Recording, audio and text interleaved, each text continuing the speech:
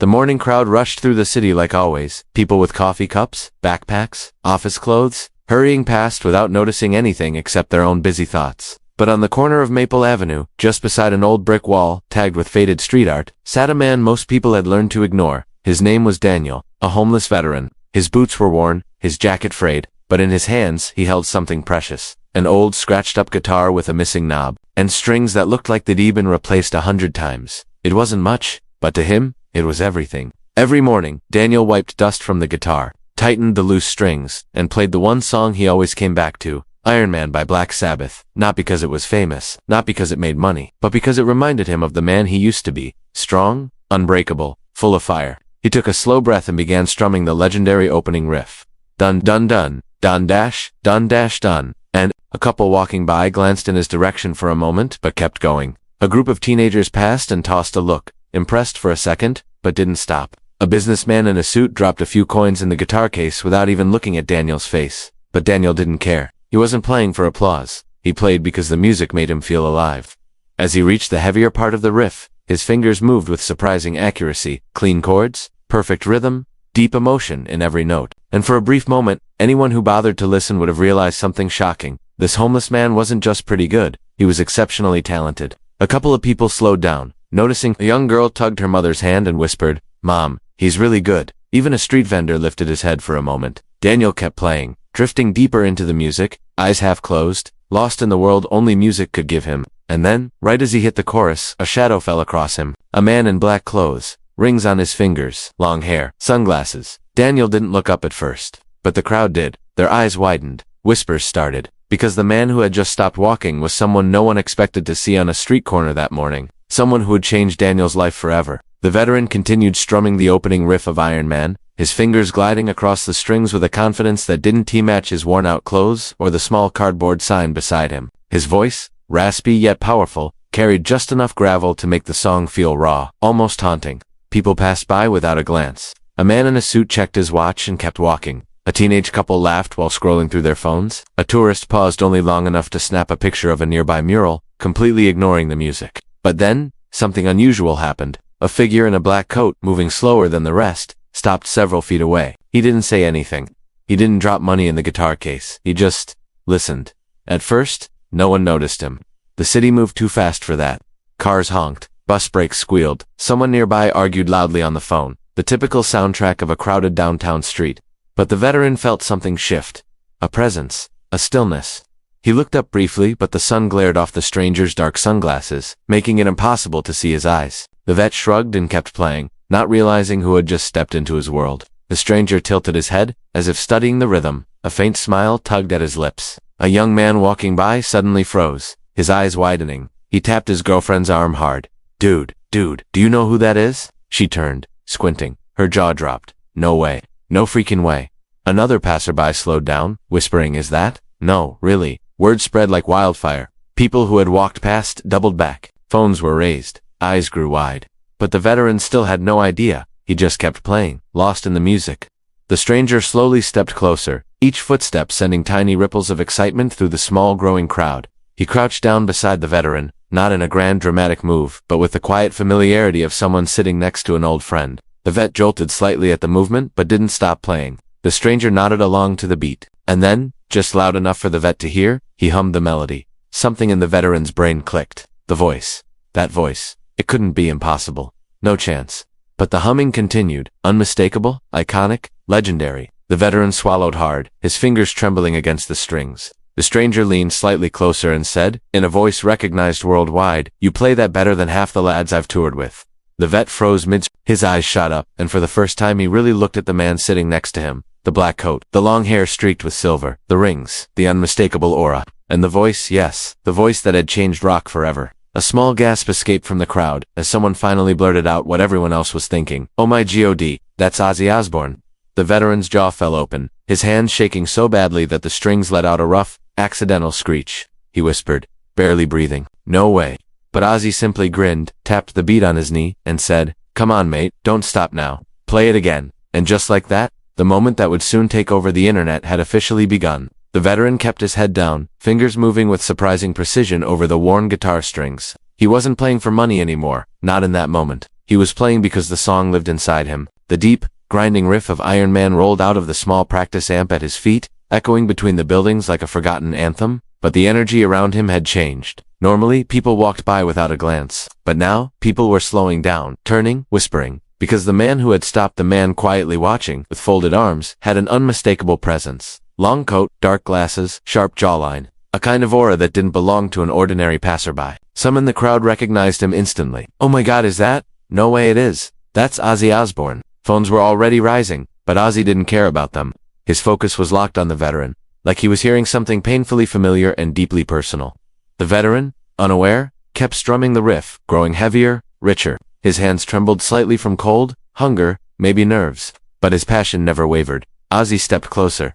The vet sensed movement beside him and glanced up and froze. His fingers slipped on the frets, muting the chord. His eyes widened. His breath caught in his throat. He stared at Ozzy Osbourne as if seeing a ghost walk straight out of a poster from his teenage bedroom wall. For a moment, his entire body seemed to forget how to move. "Oh, Ozzy," he stuttered, voice cracking. Ozzy gave a casual nod, a warm grin forming beneath his glasses. "Don't stop, mate," he said in his iconic voice, rough but comforting. "You're doing it justice." The veteran blinked rapidly, like he wasn't sure if this was a dream, a hallucination, or a miracle. "I can't believe." Your Ozzy gently tapped the side of the guitar. "Come on, pick it back up." From the top, the vet swallowed hard, hands shaking. I don't know if I can." "You're Ozzy freaking Osbourne." A couple people in the crowd laughed softly, not mockingly, but lovingly, emotionally. They could feel the moment. A legend encouraging a man who life had forgotten. Ozzy slowly lowered himself and sat right next to the vet on the cold concrete sidewalk. The crowd gasped, dozens of phones shooting up simultaneously. People leaned in, traffic slowed. Every soul within hearing distance stopped what they were doing. Ozzy looked at the veteran and said, "I've played this song 1,000 times, but I want to hear you play it." The veteran's throat tightened, his eyes glistened. Nobody had told him, "I want to hear you," in years. Taking a breath, he placed his fingers back on the fretboard. His hands were trembling so much he missed the first chord entirely. He cursed under his breath. Ozzy chuckled softly. "No pressure, friend, just you and the music." The vet nodded once, sharply regaining focus, and then he played. This time the riff rang out stronger than before, more emotional, more desperate, like the guitar was not an instrument, but a doorway into memories he'd been carrying for years. Ozzy nodded rhythmically, tapping his boot on the sidewalk. A couple measures in, Ozzy took a deep breath, and softly sang the first lyrics, "I am Iron Man." The crowd exploded in gasps and cheers, but the veteran's eyes flooded instantly. He almost lost his place again, overwhelmed. But Ozzy leaned closer, shoulder touching shoulder, grounding him. "Keep playing. You got this." The veteran wiped a tear with the back of his hand, never missing a note, and kept going. For the first time in a long time, he didn't feel homeless. He didn't feel invisible. He didn't feel forgotten. He felt seen. He felt respected. He felt like a musician. And as Ozzy Osbourne, the Prince of Darkness himself, sang beside him, the veteran's heart swelled with a feeling he hadn't felt in years. Hope. For a moment, the street fell into a strange, heavy silence, the kind that happens when something unbelievable is unfolding and everyone knows they're re-witnessing magic. The homeless veteran, still clutching his weathered guitar, stared at the man who had just sat beside him. He knew the face. Everyone knew the face. The jet black hair, the glasses, the unmistakable aura. It was impossible, too surreal to process.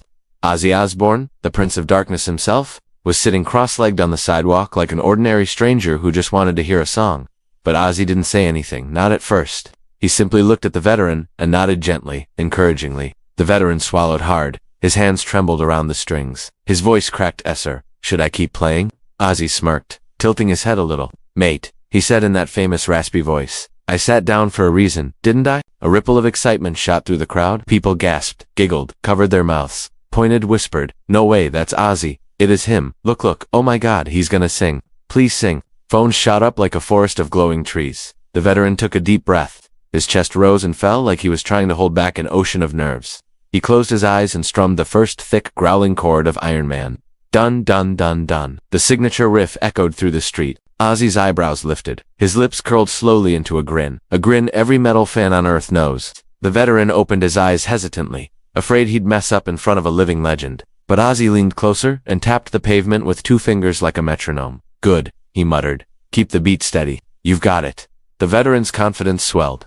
His strumming grew louder, cleaner. People began nodding their heads in rhythm. Then it happened. Ozzy inhaled deeply, turned toward the crowd and sang, "I am Iron Man." The street erupted. People screamed. A woman dropped her shopping bags. A delivery driver abandoned his bike and ran over. Someone shouted, "Holy, this is the best day of my life." It felt like the world tilted on its axis. The veteran's fingers flew across the frets, feeding off Ozzy's energy. He wasn't just playing, he was performing. His entire body moved with the rhythm. Strings buzzed, notes soared, and his old guitar, the same guitar he had found in a dumpster years ago, suddenly sounded like it belonged on a stadium stage. Ozzy leaned in closer, singing right beside him, harmonizing with the veteran's strums as if they had rehearsed together for years. Passers-by turned into an audience. An ordinary street corner became an unexpected concert. Two unlikely musicians, one world-famous, one forgotten by society, played together like equals. Tears began sliding down the veteran's face, but he didn't stop playing. He couldn't. This was the greatest moment of his life. And Ozzy noticed. He placed a hand lightly on the man's shoulder while singing, grounding him, encouraging him, making him feel seen, truly seen. The veteran's voice cracked as he played the final riff. Ozzy belted the last line, letting it echo off the buildings. Nobody wants him. He just stares at the world. And then, silence. A silence so charged it felt electric. For a heartbeat, the world held its breath. Then, the crowd exploded into applause. Screams, cheers, tears. People clapped like they were in a stadium, not on a sidewalk. Cars honked in rhythm. Strangers hugged each other. Dozens shouted encore. Do another one. That was insane. You guys need to record that. But the veteran wasn't looking at the crowd. He was looking at Ozzy, and for the first time in years, maybe decades, the veteran felt something he thought he had lost forever. Pride, belonging, worth. Ozzy wiped his forehead dramatically and laughed. "Mate," he said, pointing at the guitar. "You play that thing like it's on fire?" The veteran choked out a laugh, half sob, half disbelief. This moment, this unbelievable, impossible moment, was the kind of miracle that only music could create, and it had just changed his life. The final chord of Iron Man vibrated through the street like an aftershock. The crowd burst into applause, some cheering, some wiping tears, others shaking their heads in disbelief at what they had just witnessed. A homeless veteran playing one of rock's most iconic riffs, while the Prince of Darkness himself sat beside him singing softly with a smile carved across his face. The veteran, whose name was David, lowered his guitar slowly, still staring at Ozzy Osbourne, as if afraid he'd vanish if he blinked. His breath trembled out of him. "I don't even know what to say," David whispered. Ozzy chuckled, patting him on the shoulder. "Then don't say anything yet. Just breathe, mate. You earned that moment." The crowd leaned in, their phones lowered now. The spectacle was over. What remained was something deeper, something human. David wiped at his face, embarrassed at the tears running down. Ozzy pretended not to notice, giving him the dignity of silence. Finally, Ozzy said, "How long you been playing?" David hesitated. "Since I was a kid. My dad used to blast Black Sabbath in the garage. Learned my first chords from him." Ozzy grinned. "Smart man, your father." David swallowed hard. "When I was deployed, music kept me sane. I brought this guitar with me everywhere, even when everything else got taken from me. This stayed." He lifted the battered guitar for Ozzy to see, the wood worn. Scratches running along the edges, the strings mismatched. It looked like it had survived as many battles as David himself. Ozzy's face softened, and "When you came home?" David let out a shaky breath. "Things got rough. PTSD. Lost my job. Lost my apartment. Music was all I had left." But even then, he gave a bitter smile. Nobody ever stops to listen. Someone in the crowd sniffled. Another whispered, "They are now." Ozzy looked at David the way a father might look at a wounded son. Not with pity, but with pride. He nodded slowly. "You know something? I've met a lot of guitarists in my life. Some good, some absolute rubbish." He leaned closer. "But you've got soul, mate. Real soul. The kind no one can teach." David's eyes widened. His lips trembled. "Are you serious?" "I don't joke about music," Ozzy said. "You played that with heart. That's what makes a musician, not fame, not money. Heart." The crowd murmured in agreement, some clapping softly. David looked down at his trembling hands. I didn't think anyone cared anymore." A brand new electric guitar, glossy, shining, untouched. It looked like it belonged on a stage, under bright lights, not on a street corner beside a paper cup of coins. The veteran recoiled. No, I can't accept that. It's too much." Ozzy leaned in, voice low but firm. "Listen, you've been playing metal on a guitar that looks like it survived the war with you. You deserve an instrument that matches your soul." The veteran's lips trembled. "Why are you doing this for me?" Ozzy stood up, giving the veteran's shoulder one final squeeze. "Keep playing, mate. The world needs your music." And for the first time, the veteran believed it. The next morning, long before the sun rose over the city, a notification pinged on a teenager's phone, then another, then 10 more. Within minutes, the video titled, "Homeless Vet Plays Iron Man, Ozzy Osbourne Joins Him on the Street," exploded across TikTok, Instagram Reels, and YouTube Shorts like wildfire. In just 2 hours, it had racked up 2 million views. By sunrise, it passed 10 million. People around the world were watching the moment when a forgotten veteran strummed an old guitar only for the Prince of Darkness himself to sit down beside him and turn an ordinary street corner into an unforgettable miracle of music. Comments flooded in from every corner of the globe. Bro, this gave me chills. This man deserves a record deal. Imagine being so good Ozzy Osbourne decides to join you. Respect to both legends. Music really does save lives. And then came the emotional ones. My dad was a vet. Thank you for giving this man love. We walk past people like him every day. Today I won't. This is the most beautiful video I've seen in years. News stations quickly picked it up. Morning shows played the clip on repeat. Even radio stations talked about it. Within a day, the homeless veteran, the man most people ignored for years, had become a worldwide inspiration, but the most surprising reaction came from the veteran himself.